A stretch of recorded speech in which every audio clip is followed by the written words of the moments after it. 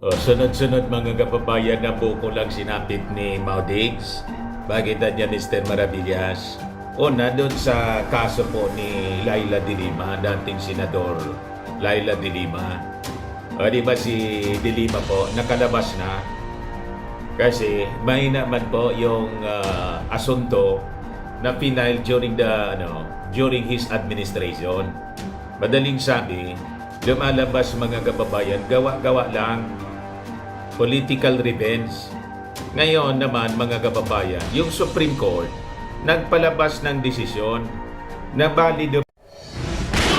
Nagbabagang mga balita at pagtalakay sa mga isyu ng lipunan. Pulsa, opinyon, banat at paglalantad sa katotohanan. Pulsa, what you see is what you get. You decide. Po, kasi kinancel ni Maudigs po yung amnesty ni dating Senador Trillanes. Binaligtad po ng Korte Suprema.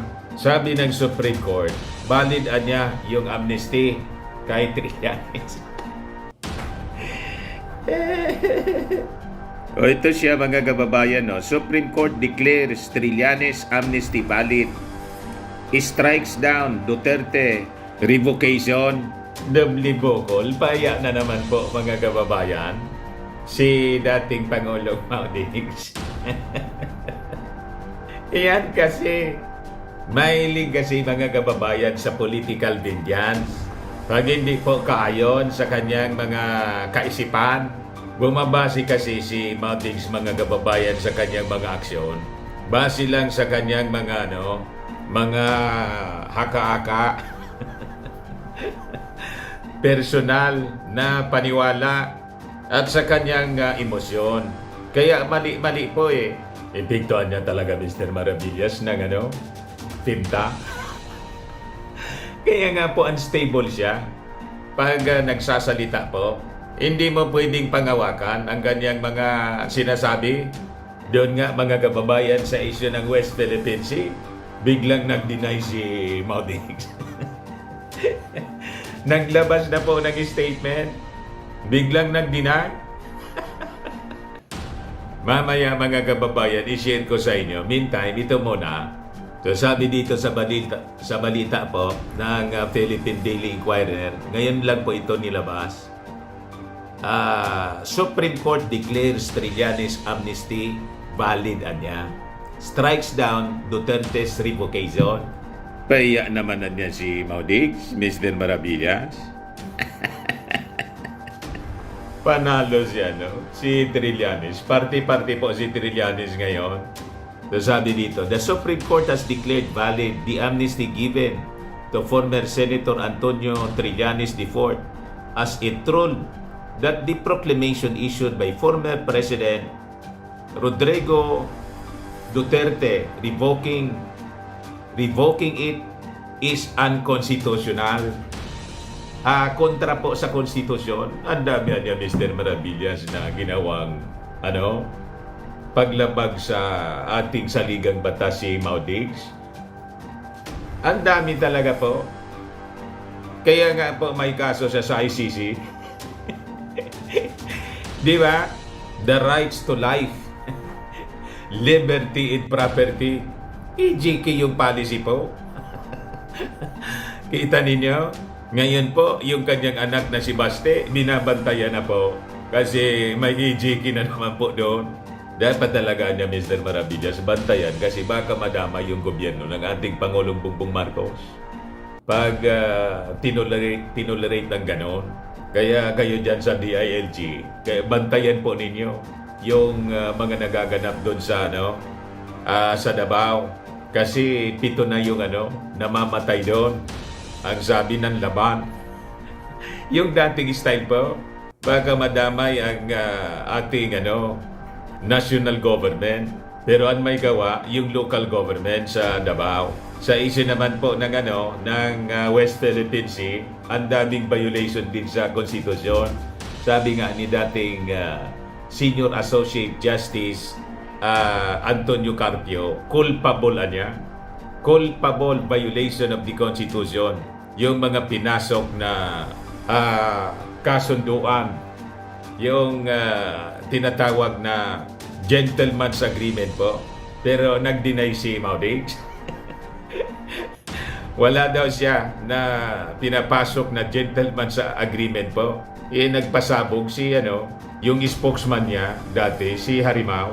So sabi dito, in a statement issued by the Supreme Court. But before ko mga kababayan bigay sa inyo yung full story ng mga balita niyan, click subscribe muna dito sa ating YouTube channel and hit the notification bell para lagi po kayong updated sa mga kaganapan dito sa ating bansa.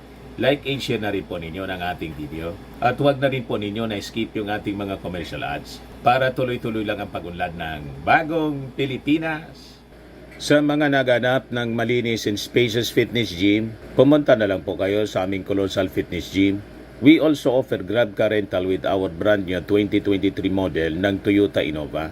We also accept booking for those who are planning to travel via PAL, Cebu Pacific, and other airline companies, local and international, and Meralco Bills, Aleco Bills, PLDT, etc.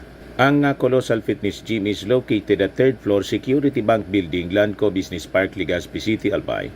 For inquiries, look for Gilon Maravillas. Contact number 0966-802-0949. Lagi na pong matao sa amin. Na-set up na rin yung aming mga bagong gym equipments. May treadmill na rin po kami. Ito naman po yung bago naming product na binibenta online. Eye Glow Serum, whitening po siya. Tingnan ninyo yung epekto sa aking anak na architect before and now. Yung mga inquiries po ninyo, dumiretso na lang kayo sa kanyang Facebook account, Riz Maravillas.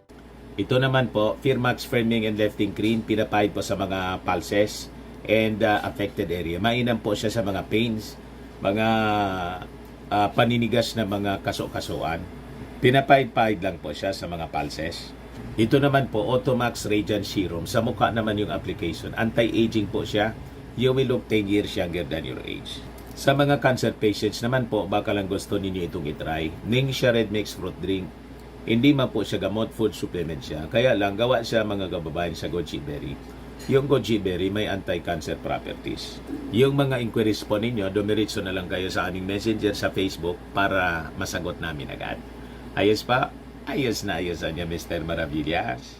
Public Information Office, the decision written by Associate Justice Maria Filomena Dising said the President cannot revoke a grant of amnesty without concurrence from Congress. Ayan po. Basag na basagan niya, Mr. Maravillas. Di ba niya, Mr. Maravillas? Sabi ni Maudix, abogado siya. Abogado nga po. Kaya lang, by his own admission, yung grade daw niya, 75. 75 po. So asa pa kayo na hindi magagawa ng culpable violation ng ating konstitusyon? At yung mga kaso, mga kababayan na final niya sa kanyang mga political enemies, lahat na binasura. O, di ba? At nasadlak sa patong-patong na problema, lalo na dito sa ICC po. Di ano na yun, Mr. Maravillas, na sinasabi mo, nag-deny na si Maudix. Ito ngayon yung latest na balita. Sabi dito sa pinost ng Impact Leadership, sino ang nagsisinungaling? On Monday, former Chief Presidential Legal Counsel Salvador Panelo denied the gentleman's agreement between former President Rodrigo Duterte and China President or Chinese President Xi Jinping. This counters the claim of former presidential spokesperson Harry Roque. Ayan po ang balita ngayon. Sabi ni Roque, the gentleman's agreement is to respect the status quo on the entire West Philippine Sea. Sabi ni Panelo, kausap ko si dating Presidente Duterte.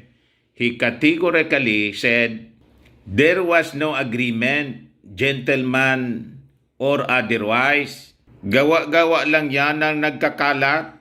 Nagkakalat na kasulat dito. Nagkakalat siguro ang ibig sabihin. Ang nagkakalat ng mga balita ito, sabi ni Panelo, just, seeking publicity, si Harimau. O ito yung sabi dito ng dating Pangulong Mau Diggs, I have not entered into any gentleman's agreement whatsoever, period. Kaya ang tanong dito, sino ang nagsisinungalingan niya? Lahat man yan sinungaling mo. Wala man dapat po paniwalaan sa kanila lahat. Yung pagsisinungaling sa kanila, normal lang po.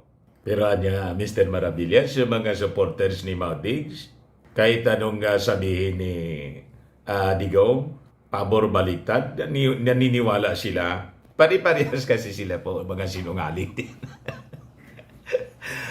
Siyempre, ang mga sinungaling po, may kakaibang ability sila.